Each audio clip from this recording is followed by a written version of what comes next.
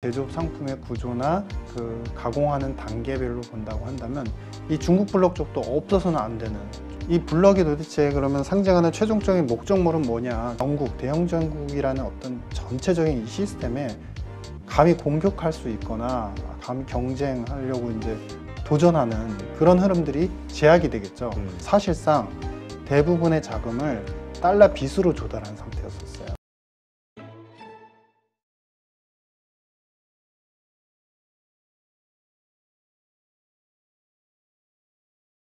네, 오늘 모신 분은 KB금융지주 이코노미스트시죠. 유신익 박사님입니다. 네, 안녕하세요. 반갑습니다. 네. 자, 오늘은 미중 패권 전쟁 그 가운데서 이제 미국의 중국에 대한 여러 가지 기술 규제, 반도체 규제 관련해서 좀 이야기를 나눠보죠. 일단 중국에 대해서 엄청난 압박을 가하고 있고 거기에 대응해서 이제 중국이 그 미국 업체죠. 마이크론의 그 안보 심사를 하겠다. 그러니까 마이크론 제품에 대한 어떤 규제를 들어가는 거 아니냐. 이런 여러 가지 분위기가 만들어지는 상황에서 미국이 만약에 그랬을 경우 부족해지는 반도체, 이거를 한국이 거기에 수요를 채워주지 마라, 팔지 마라 더 많이, 이런 요구를 하는 상황이 됐단 말이죠. 일단 이 상황에 대해서 한번 좀 이야기해 주시죠. 일단은 지금 한마디로 자신들이 중국 죽이기를 하고 있는데, 중국 죽이기를 하기에 사실은 뭐 그렇다 하더라도 중국 관련해서 사업은 각 국가별로 입장이 다 다르지 않습니까? 그렇죠.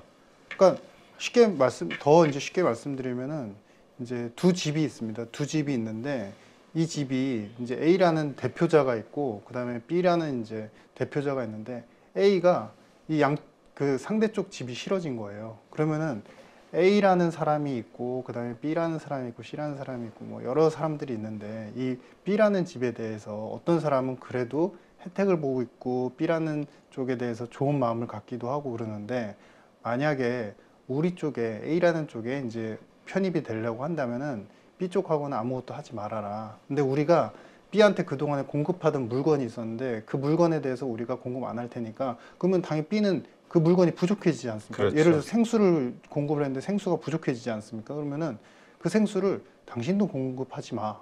근데 이게 정말 재밌는 거는 뭐냐면, 재밌다기보다는 좀 굉장히 모순적인 건 뭐냐면, 과거에 미국 정부가 테크 기업들에 대해서 과점 요소가 상당히 있다. 그러니까 자신들이 어떤 규율을 만들고서 공정거래법에 위반되는 행위들을 하고 있는데, 즉 자신들이 베너핏이나 이제 수혜를 주는 어떤 그 상인들이라고 표현을 하겠습니다. 그냥 이 상인들에 대해서는 더 베너핏을 주고, 그 상인들이 독점적으로 권한을 해서 줄 세우기를 하면서 이거는 공정거래법상의 위반이고 과점 행태다. 근데 지금 행태를 보면은 미국이 독점 과점적인 행위를 하고 있다. 근데 여기에서는 이제 뒤에 말씀드리겠지만 블럭이란 요소가 있기 때문에 이러한 행태가 나타나는 것이고, 이 블럭이라는 것은 상징적으로 뭘 의미하냐, 말 그대로 아주 쉽게 말씀드리면 통화 블럭입니다.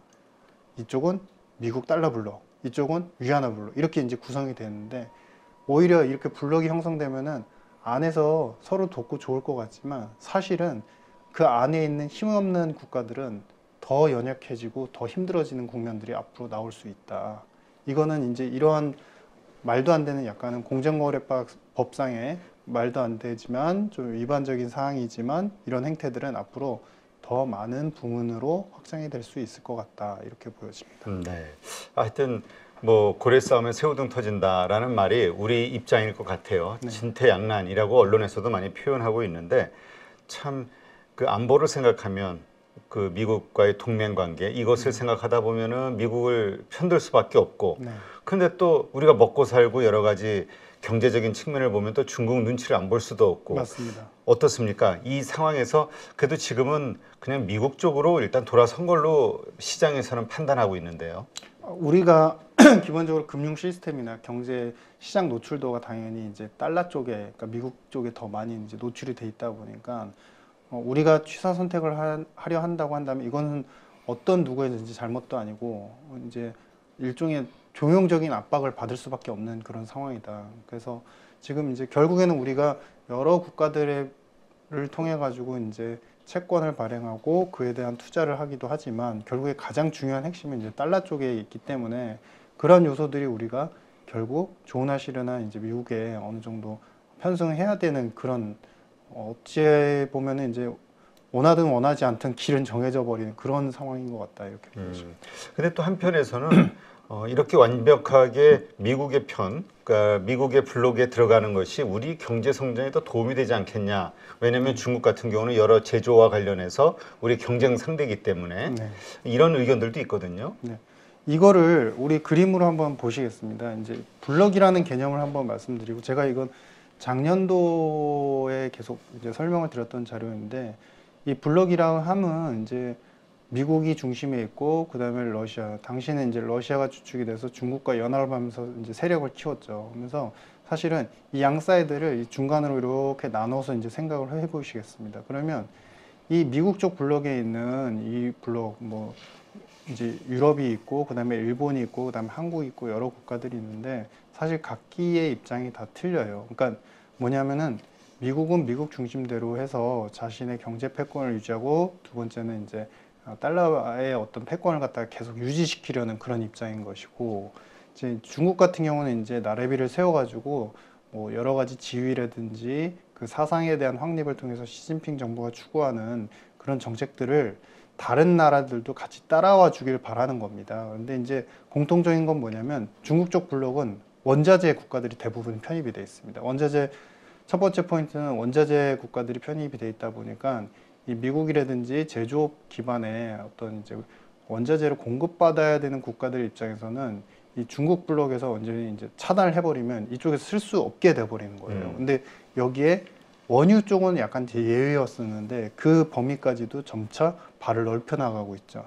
일단은 오펙하고 그 사우디하고의 이제 원유나 이제 에너지 관련 결제를 위안화로 했기 때문에 그래서 이런 상황들이 이제 확장이 되고 있고 그러면은 여기에 이제 우리나라가 사실은 이제 치포 동맹 그다음에 IRA 이런 것들로 인해서 우리가 미국 시장에 여전히 진출할 수 있는 그런 상황이고 중국하고 어떤 경쟁 구도에서 이제 깨어진다 뭐 이렇게 표현이 되지만 핵심은 뭐냐면 우리나라는 중간재 수출 국가였습니다. 그러니까 네. 결국엔 중국이 원자재를 가지고서 1차 가공품을 만들어내고 그걸 가지고 우리가 2차적으로 잘 만들어서 더 고기술력으로 잘 이제 조립과 제조를 해가지고 그걸 갖다가 또 다른 이제 다른 제3국한테 팔면서 그런 것들이 좋았었던 것이고 두 번째는 그와 동시에 중국 시장 자체가 또다시 그러니까 또 다른 한편으로는 최종재 중요한 수출 국가였습니다. 네. 우리 입장에서는 그러면은 우리가 두 가지를 잃어버리게 되는 거죠.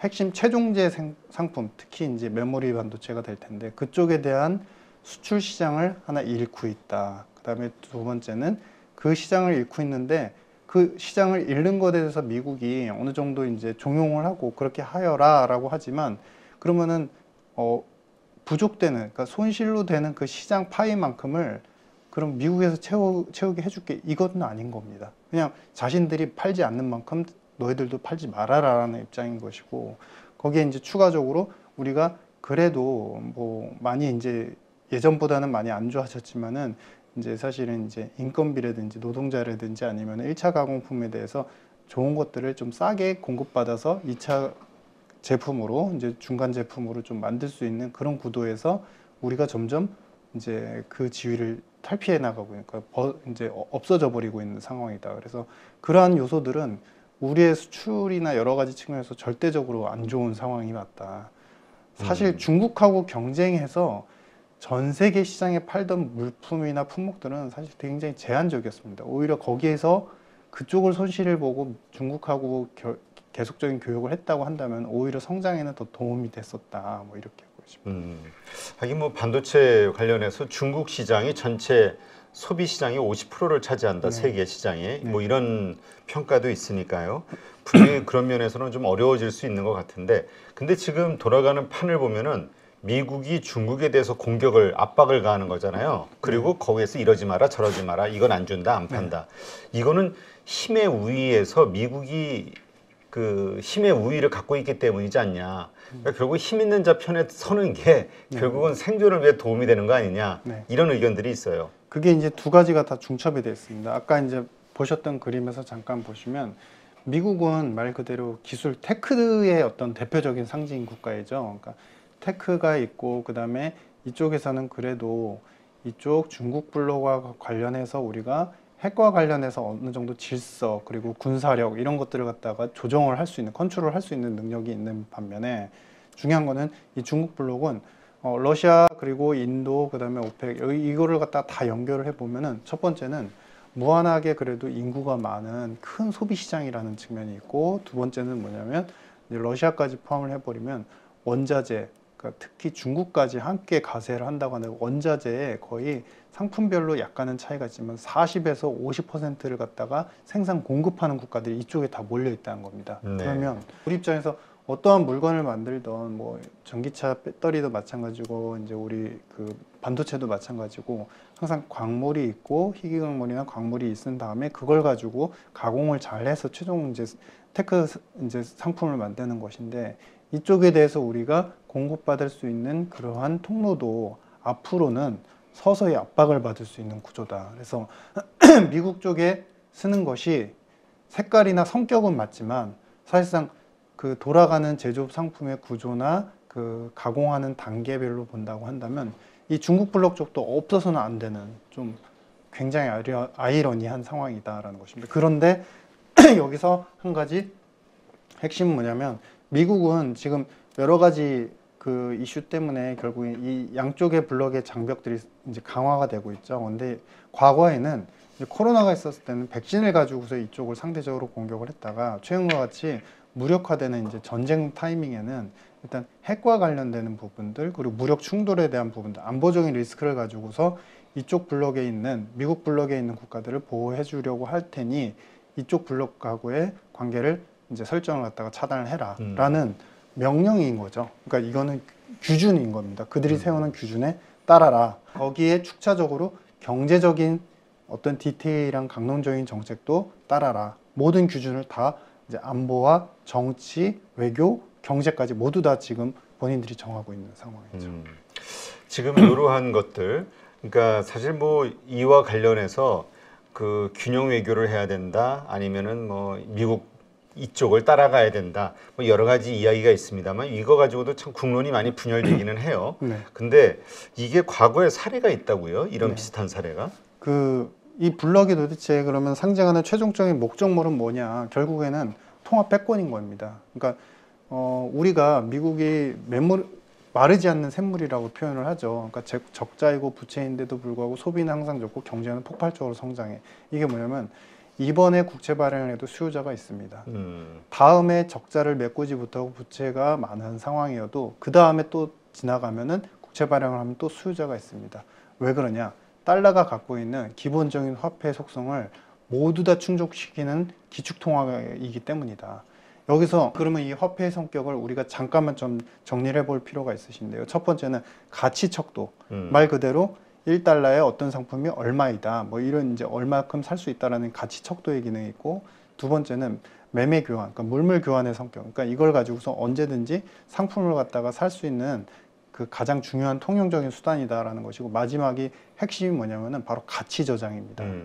이걸 가지고 있으면은 무엇인가 언제든 가치를 잃지 않고 얻을 수 있다. 과거에는 이제 근본위 시대에서는 사실 뭐 온수당, 그러니까 35온스에 1달러 이렇게 고정을 해놨기 때문에 그 가치가 정해져 있었지만, 네. 그런 금태환 정책이 다 끝나고 나서는 사실은 이 화폐가 도대체 이 종이라는 화폐로 뭘 바꿀 수 있는가, 만약에 붕괴가 되거나 경제가 어려워지면 이런 이제 궁금증들을 경제학자가 가질 수밖에 없었어요. 근데 거기서 예전에 재무장관이었던 키신저가 우리가 다 알고 계시는 이제 페트로 달러, 그러니까 원유를 결제할 때 무조건 달러로만 해야 돼.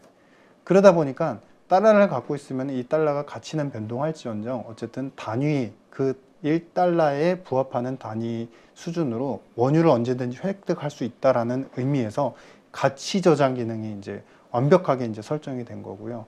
이 가치 저장 기능이 설정이 된과 동시에 당연히 이제 가치 척도, 뭐 원유 얼마에 그다음 몇 달러 이런 식으로 계속 이제 우리가 척도가 이루어지고, 그것이 뭐 여러 가지 이제 선물 시장에서 거래가 통용이 되지 않습니까? 척도가 있고, 그리고 결국엔 매매 교환. 그러니까 이 매매 교환은 뭐냐면 지급 결제 시장하고 연결이 됩니다. 즉 스위프트. 우리 스위프트를 통해서 뭐 러시아한테 제재를 했던, 이제 차단을 했던 스위프트 시스템을 통해서 거의 80% 이상으로 달러로 결제가 이루어지고 송금이 이루어지면서 무역과 금융 거래가 이루어지거든요. 그러면 이 세 개를 다 갖고 있으니까 어떤 나라든지 간에 미국이 국채 발행을 한다고 한다면 경제가 조금 아이러니하고 쌍둥이 적자고 여러 가지 리스크가 있어 보임에도 불구하고 그 수요는 항상 있을 수밖에 없다는 겁니다. 왜? 이걸 갖고 있으면 언제든 원유를 살 수가 있고 그 다음에 무언가 지급 결제를 할 때도 항상 용이하고 편리하고 신속한 시스템에 들어가 있으니까. 네. 이러한 달러 패권을 지키기 위해서 미국이 이제 이렇게 싸우고 있는 상황인데 과거에 스털링 블록이 있었습니다. 비슷한 규모로 보면 이제 영국의 파운드 스털링 블록이라고 하는 것인데요. 그러니까 이 달러 이전의 기축통화였죠, 파운드가. 그렇죠. 1930년대를 살펴보시면 대영 제국으로 이제 식민지를 여러 나라 거느리지 않았습니까? 그때만 하더라도 미국이 이렇게 힘이 패권이 세지 않았었습니다. 근데 오히려 영국이 이제 전 세계 어떤 큰 규준이나 규범을 이렇게 주름 잡는 그런 시절이었었는데 그때 핵심이 뭐였냐면은 결국 여러 가지 사안들이 비슷한 것들이 많았는데 핵심이 뭐냐면 이 스털링 블록에서 영국이 어떤 법률을 정합니다. 뭐냐면 우리 스털링 블록에 와서 즉 영국에 와가지고 많은 수출을 하고 상품을 수출을 할 수 있게 해줄게. 그 다음에 두 번째는 당신들 언제든지 이제 부채가 필요하지 않아, 그러니까 자금 조달이 필요하지 않아. 그러면은 채권 조달, 채권 발행을 통한 자금 조달도 우리 시장, 바로 런던 시장에서 하게 해줄게라고 이야기를 합니다. 근데 거기에 대전제 조건이 있습니다. 뭐냐? 바로 준비금. 전체 외화 포트폴리오에서 파운드를 갖다가 최소 70%, 80% 이렇게 이제 약간 변동은 있었습니다. 시간이 지나가면서. 근데 이 비율을 갖다가 우리가 설정한 기준만큼 갖고 있어. 그러면 영국 입장에서 어떠한 형국이 되냐면 많은 식민지를 갖고 있고 많은 영토를 갖고 있는 상황인데 자신의 국가 중심으로 해서 이 블록에서 모든 교역이 일어나요. 그것을 교역을 할 때는 첫 번째 대부분이 거의 다 파운드로 이루어집니다. 두 번째는 이 금융 사이드에서도 항상 외화로 갖고 있어 돼야 되는 통화 중에서 파운드를 법률적으로 정합니다. 몇 퍼센트 이상 갖고 있어. 그러면 다른 통화나 다른 국가, 이제 다른 통화를 사용하는 국가들이 이 영국, 대영전국이라는 어떤 전체적인 이 시스템에 감히 공격할 수 있거나 감히 경쟁하려고 이제 도전하는 그런 흐름들이 제약이 되겠죠. 그러면서 스털링 블록을 강건하게 만들었던 사례가 과거에 있었다. 그러니까 블록화했다. 지금처럼 네, 편가르기 맞습니다. 자기네 편. 맞습니다. 그러나 이제 결국 뭐 우리가 다 알듯이 대영 제국은 무너졌죠. 네, 맞습니다. 이 스털링 블록이 어떻게 해체가 된 건가요?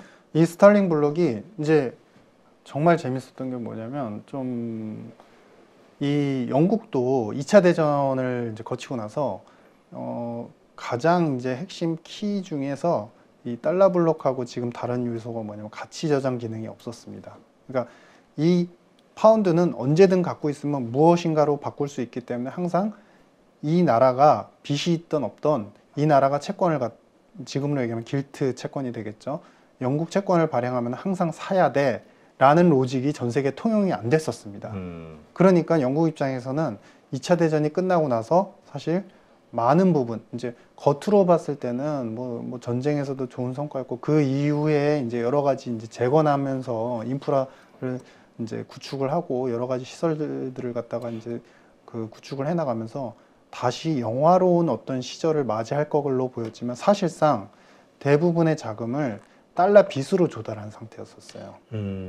그 달러 빚은 결국 미국한테 조달을 했던 것이죠. 그러면은 미국에서 달러 빚을 조달을 하는데 이 채무를 갖다가 갚을 수 없는 상황. 그러니까 즉 자국 내에서 생산력이나 제조업 경쟁력은 계속 떨어지고 있었고 그런 상황에서 자기들이 갚을 수 있는 능력은 좀 더 악화가 되는 이제 일로에 있었고 그러다 보니까 이 파운드화가 급격하게 어느 시점을 기점으로 해가지고 절하가 되게 됩니다.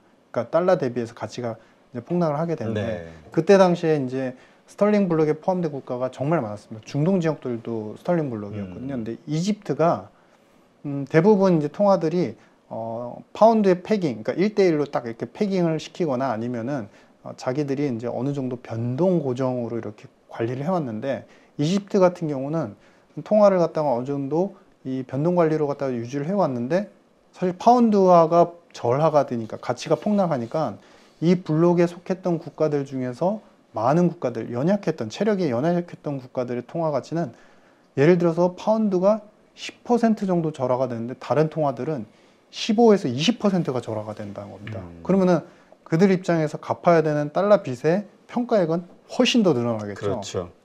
그러니까 이집트가 대표적인 사례였는데, 그래서 이집트가 영국한테 가서 이제 요구를 합니다. 요청을 합니다. 우리 이 포트폴리오 준비금을 갖다 조금만 다변할게. 당신들도 달러 대비해서 가치가 절하되는 우린 더 절하가 돼서 빚을 갚지 못할 지경이야. 그랬더니 이제 이 이집트에 대해서 영국이 이야기를 합니다. 그러면 우리 블록에서 탈퇴해. 나가. 그 대신 우리 런던 시장을 통한 자금 조달, 그리고 두 번째는 그 우리 수출, 우리한테 와가지고 많은 이제 상품들 팔았던 거, 그 교역 거래를 갖다가 다 금지할게. 그게 물론 중간 과정은 있었습니다. 관세법을 통해 가지고 블록했는데 세금을 갖다 더 매기는 거예요. 그러면서 나중에 최종적으로 탈퇴를 시켜버리는, 차단을 시켜버리는 그런 결과로 나타났거든요. 네. 근데 그러면 이거 그림을 한번 보시면서 이제 설명을 드리면 좀 더 와닿으실 겁니다.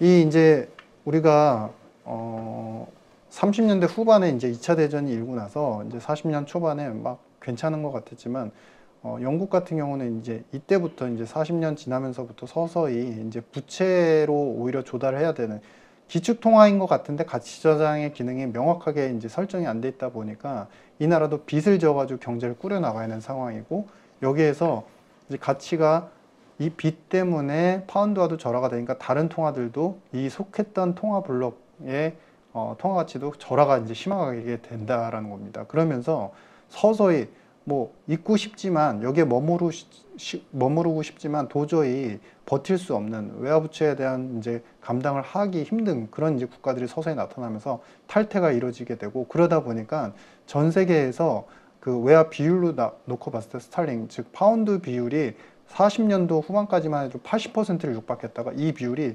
10%대까지 무너지게 됩니다. 그 상반되게 오히려 달러는 80%까지 20%에서 이제 80%까지 그 비율이 늘어나게 되죠. 그러니까 달러에 의존적이고 달러 빚을 통해 가지고 결국에는 경제를 꾸려가야 되는 국가들이 더 많아진다라는 그런 이제 컨센서스 하에서 이러한 파운드 스털링 블록은 더 악화가 되고 이제 결국에는 해체 수순으로 가는 그런 그림이었다라는 것입니다. 이러한 것들이 지금의 미국의 현재 사례와 함께 비교했을 때 어떤 시사점을 주는 거죠? 만약에 우리 그런 생각을 해보실 수 있겠습니다. 큰 그림으로 놓고 본다면, 거시적인 그림으로 놓고 본다면 이 통화의 블록, 그리고 서로 간에 경쟁적으로 외교적인 마찰이 있고, 그 다음에 그 산업적인 부분에서도 계속적으로 강건하게 나가는 것이 과연 무엇을 의미할까? 큰 틀에서 생각을 해보시면 그 큰 틀의 최고치에 있는 것은 뭐냐면 결국엔 전 세계가 누구나 원하는 통화를 갖고 싶어하는 패권에 대한 경쟁적 욕구가 굉장히 크다라는 겁니다. 물론 지금 이 중국 쪽 블록으로 편입이 돼가지고 이렇게 사는 국가들은 지금 러시아 같은 경우는 최초에 시발되는 전쟁 시점에서는 사실 그 달러 통화에 대한 불만 때문에 전쟁을 하거나 아니면 중국하고 연합된 건 아니에요. 근데 그렇죠. 갈수록 처음에는 외교적인 안보적인 그런 이념 때문에 같이 결합을 했는데 점차 이쪽으로 편입되는 국가들의 패턴을 보시면 그동안에 브라질도 마찬가지였고 인도도 사실 비슷한 케이스입니다. 과거에 달러 빚을 가지고서 위험한 적을 굉장히 많이 여러 번 겪었지만 그에 대해서 원조를 갖다 미국이 굉장히 까다롭게 제한을 두면서 힘들게 만들었던 그런 국가들이 이제는 중국 쪽에 계속 이제 쓰려고 하는 그런 상태인 것이고, 근데 우리 같은 경우는 사실 어떻게 보면 가장 애매한 게 미국의 혜택도 받았지만 미국 때문에 사실 피해도 많이 받았었거든요. 그래서 그런 상황에서 우리는 약간은 미국 쪽에 있긴 하지만 오히려 미국한테 그 안에서 해줄 수 있는 어떤 우리의 그 역량이나 범위가 제한이 되다 보니까 일본과는 다르게 우리한테 더 압박적으로 더 좀 약간 불균형적으로 비합리적으로 우리한테 못된 정책들을 좀 많이 펼치는 그런 상황인 것 같다. 그러니까 그 지금 벌어지고 있는 현상, 뭐 치포 동맹이 됐든 네. 또 그 반도체와 관련해서 지금 이야기가 나오는 뭐 규제 네. 이런 면에서 한국에게 요구하는 것들 IRA법에서도 네. 그렇고 이러한 요구가 점점 강해지고 있는 게 좀 네. 불합리하다. 그렇죠. 이렇게 본다는 거군요. 그렇죠. 그게 이제 우리 기준에서는 말도 안 되는 정책인데 이유는 이제 간단합니다. 생각해 보시면 일본 같은 경우는 미국이 어떤 패권을 갖다 계속 유지하는 데 있어서 그동안에 외교적으로도 그랬고 어떤 안보적인 이념에 있어서도 미국과 반대되는 그런 양상을 보인 적이 단 한 번도 없었어요. 그 대신 항상 중국하고 적대적이었죠.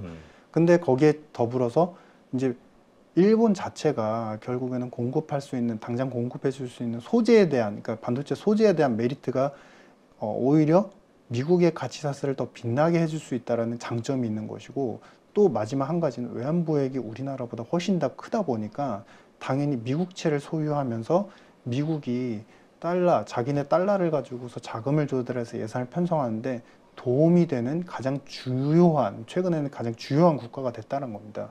그러면 이 줄서기를 하는 데서 어떻게 보면은 과거에 이 그림에서 보시는 바와 같이 처음에는 이제 스탈린 블록이 강했고 그 다음에 이제 미국 블록은 약했지만 미국 블록은 이제 더 강해지기 위해서 무엇을 하느냐 부족하거나 돈이 부족하거나 경제적으로 힘든 국가들한테 계속적으로 원조적인 정책이나 달러 공급을 해주면서 끌어들이기 작전을 하는 것이고 이미 기득권을 이제 갖고 있었던 이제 스털링 블록 같은 경우에는 그것을 지키기 위해서 자신의 블록들 안에 있는 국가들한테 약간은 차별적으로 이 국가한테는 더 압박적인 정책을 해서 무언가 끌어내고 또 힘이 약간 좀 많이 세고 자신한테 이미 도움이 되고 있는 국가들한테는 조금 더 호혜적으로 좀 그 평등성이 어긋나는 정책들을 계속 유지하면서 싸웠다. 근데 우리가 이 스탈린 블록과 과거의 스탈린 블록과 견줄 수 있는 지금 미국 블록에 속해 있기 때문에 이런 압박 정책들이 전방위적으로 계속 나오는 상황인 것 같다 이렇게 보죠. 그리고 이것은 갈수록 더 심해질 수밖에 네, 없다. 맞습니다. 이렇게 보는 네, 거군요. 네.